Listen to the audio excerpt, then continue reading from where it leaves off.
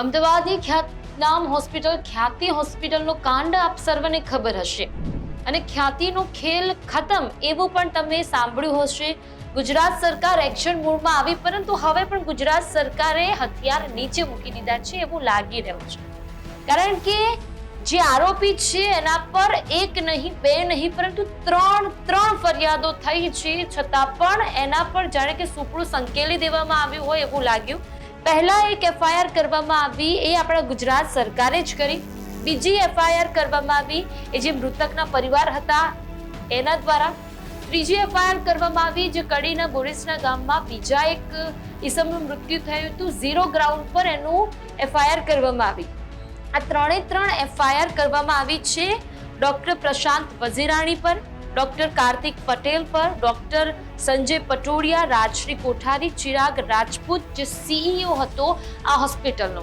અને એનું નિર્લજ્જ હાસ્ય તમે સ્ક્રીન પર જોઈ રહ્યા છો કે કેવા પ્રકારનું હાસ્ય કરી રહ્યું છે.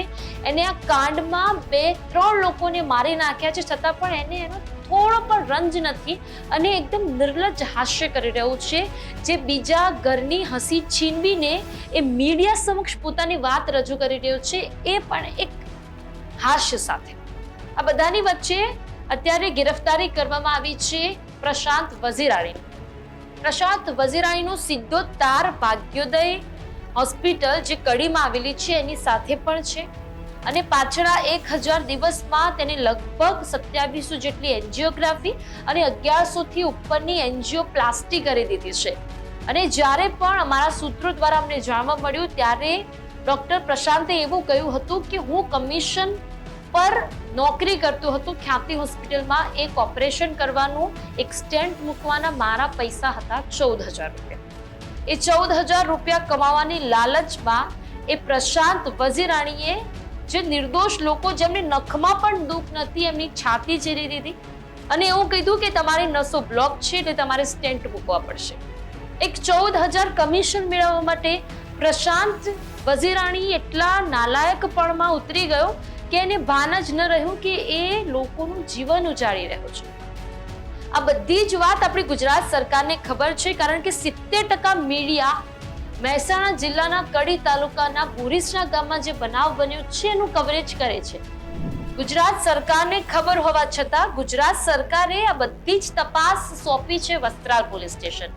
હવે મને એ ખબર નથી પડતી ક્યાં લોકોની છાતી ચીરાઈ, ક્યાં લોકોની નળી બ્લોક, ક્યાં બધાને સ્ટેન્ડ મુકાયા, ને એની તપાસ એ પણ વસ્ત્રાલ પોલીસ કરશે. એના માટે પ્રોપર એસઆઈટી બેસાડવી પડે ગુજરાત પોલીસને.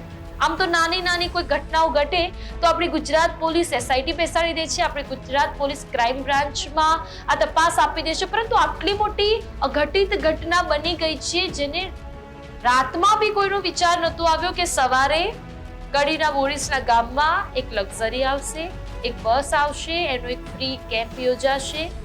બિચારા બાપડા લોકોને એવું હતું કે અમારું ફ્રીમાં નિદાન થઈ જાય તો અમારી જે પણ સારવાર હોય અમે મફતમાં કરી લઈએ. એટલા ભોળા ભાવે બોરીસના ગામના લોકો લક્ઝરીમાં બેસીને ખ્યાતિ હોસ્પિટલમાં ગયા, પરંતુ એમને નથી ખબર કે ખ્યાતિ હોસ્પિટલમાં એમનો જ ખેલ ખતમ થઈ જશે અને 2 લોકોના કમકમાટી ભર્યા મોત નીપજ્યા અને એક વ્યક્તિ હજી પણ આઈસીયુમાં ક્રિટિકલ કન્ડિશનમાં છે. પરંતુ આ દરેક આરોપી ખુલ્લેઆમ બજારમાં ફરી રહ્યા છે. ડોક્ટર પ્રશાંત વજીરાણી અત્યારે કસ્ટડીમાં છે, પરંતુ વજીરાણી જ્યારે પોલીસ સમક્ષ એવું કહી રહ્યો હતો કે મારું તો ખાલી આટલું કામ છે. હવે આટલું કામ એના માટે ફક્ત આટલું હોઈ શકે, પરંતુ જે પરિવારજનોએ લોકો ગુમાવ્યા છે એમનો તો ખેલ જ ખતમ થઈ ગયો ને. એમના માથા પરથી એક સહારો જ ગયો, ખાલી તમારા ફક્ત 14000 રૂપિયા કમાવાની લાલચમાં. હવે આપણી ગુજરાત સરકાર દ્વારા 3 એફઆઈઆર કરવામાં આવી છે. એક એફઆઈઆર કરવામાં આવી છે આપણી ગુજરાત સરકાર વસ્ત્રાલ પોલીસ સ્ટેશનમાં નોંધાવી છે. બીજી 2 મૃતકોના પરિવારોએ ફરિયાદો કરી છે, એટલે કુલ મળીને ટોટલ 3 ફરિયાદો કરવામાં આવી છે આ જે આરોપીઓ છે એના પર. અને આ બધી તપાસ આપવામાં આવી છે આપણી વસ્ત્રાલ પોલીસ સ્ટેશનમાં. હવે આ બધા જ મામલે રાજ્ય સરકારે તપાસની પ્રાથમિક તપાસ માટે એક ટીમ પણ બેસાડી હતી. ટીમે તપાસ પૂરી કરી દીધી, ટીમ પોતપોતાના ઘરે ગઈ. હવે ટીમે તપાસમાં એવું કહ્યું છે કે સીડીના જે રિપોર્ટ છે અને આ સાથે જે વાસ્તવિક રિપોર્ટ છે એમાં ઘણો બધો ફરક છે.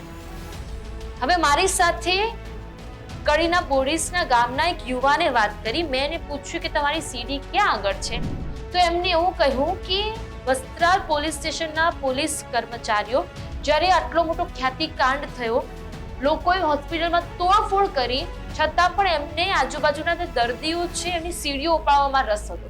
એટલે એ વ્યક્તિએ, એ યુવાને મને એવું કહ્યું કે સીડીઓ પોલીસ સ્ટેશનમાં જમા થઈ ગઈ છે અને અમે જ્યારે એમને ફોન કર્યો કે તમે સીડી ક્યારે પાછી આપશો, ત્યારે પોલીસ સ્ટેશનમાંથી એમને એવું કહેવામાં આવ્યું કે અમારી તપાસ થઈ જશે, 5-6 દિવસ પછી અમે તમને એ સીડી આપી દઈશું. હવે પ્રાથમિક તપાસમાં એવું કહ્યું છે કે સીડીના રિપોર્ટ અને વાસ્તવિક રિપોર્ટમાં કંઈક અલગ આવી રહ્યું છે. તો શું આનું શું સમજવું કે શું સીડી સાથે કોઈ છેડખાની કરવામાં આવી હશે? કારણ કે ગુજરાત સરકાર હવે બધા જ હથિયારો નીચે મૂકી દીધા છે અને એકદમ જાણે કે આ દૂધમાં ઉપર મલાઈ રહી જ ન હોય એવું લાગી રહ્યું છે. કારણ કે એવી કડક રીતે તપાસ કરવામાં આવતી જ નથી. કારણ કે 3 જેટલી એફઆઈઆર નોંધાઈ દીધી એટલે ગુજરાત સરકારને એમ કે અમે હોંશે હોંશે બધાને બતાવી દઈએ કે અમે સરસ મજાની કાર્યવાહી કરી છે એકદમ કડકપણે. પરંતુ કદાચ આ વસ્તુ હાઈકોર્ટમાં જાય તો હાઈકોર્ટ 3 જે એફઆઈઆર છે તેને ક્લબ કરવાનું કહી શકે. પરંતુ આ બધી જ જે ઘટના બની છે એમાં મને એવું લાગી રહ્યું છે કે આ ઘટના એકદમ ઠંડી પડી જશે.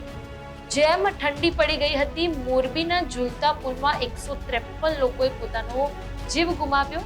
એ ચર્ચાઓ થોડી ચાલી, પછી એ ચર્ચાઓ આપોઆપ ઠંડી પડી ગઈ. એમ આ ચર્ચા પણ થોડાક દિવસ ચાલશે અને પછી આપોઆપ ઠરી જવાની છે ને પછી આ કિસ્સો કદાચ હું પણ ભૂલી જઈશ અને કદાચ મારા દર્શકો પણ ભૂલી જશે કે મહેસાણા જિલ્લાના કડી તાલુકાના બોરીસના ગામમાં આવો પણ બનાવ બન્યો હતો કે જ્યાં થોડાક પૈસા કમાવાની લાલચમાં, જેને ભગવાનનું સ્વરૂપ માનવામાં આવે છે, એવો ડોક્ટર, એવો ભગવાન ખુદ કડીના બોરીસના ગામમાં આવ્યો હતો.